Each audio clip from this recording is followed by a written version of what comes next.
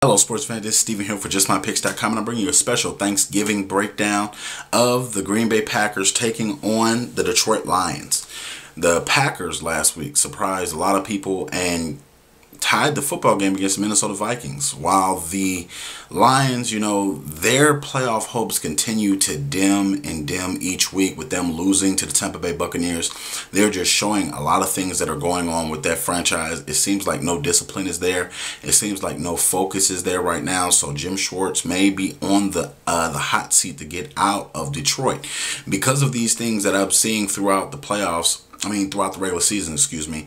I'm looking at both these teams from top to bottom, and I'm trying to find an edge. Even though they do have Megatron, even though they do have Nate Burleson back, you're looking at Reggie Bush, you're looking at Matthew Stafford, you're looking at all these weapons and trying to figure out why can't this team outscore other teams on offense?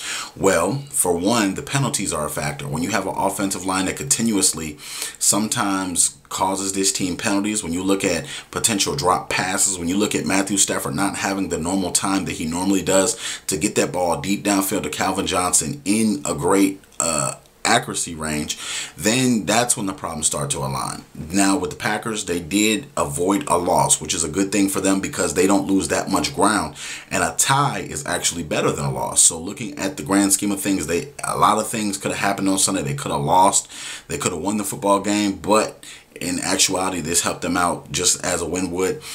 Both these teams, until Aaron Rodgers comes back, you will never know who is the better team because it is a back and forth battle even when Aaron Rodgers is here. But because Aaron Rodgers is not here, I expect Ndamukong Suh and Nick Fairley and those guys to get after Matt Flynn. Even though he came in the game and did some good things well, this is still not the same team without Aaron Rodgers. With Lacy, you're rolling the dice. You may get a 100-yard game. You may get a 50-yard game out of him. So that's why it's a lot of inconsistencies on both sides of the field. The Green Bay Packers are not good on defense. They have little series here and there where they play well, exceptionally well when Clay Matthews is on the field, but I don't have faith in that team. I don't have faith in the Lions right now. I do have faith in Calvin Johnson, but at the end of the day, I have to go with who I feel is going to win this football game, and that's the Detroit Lions. I just feel like they have too much offense. They'll be able to spread out this Green Bay Packers defense and take advantage of those cornerbacks taking risk and taking chances unnecessarily to try to go get interceptions and get burnt deep.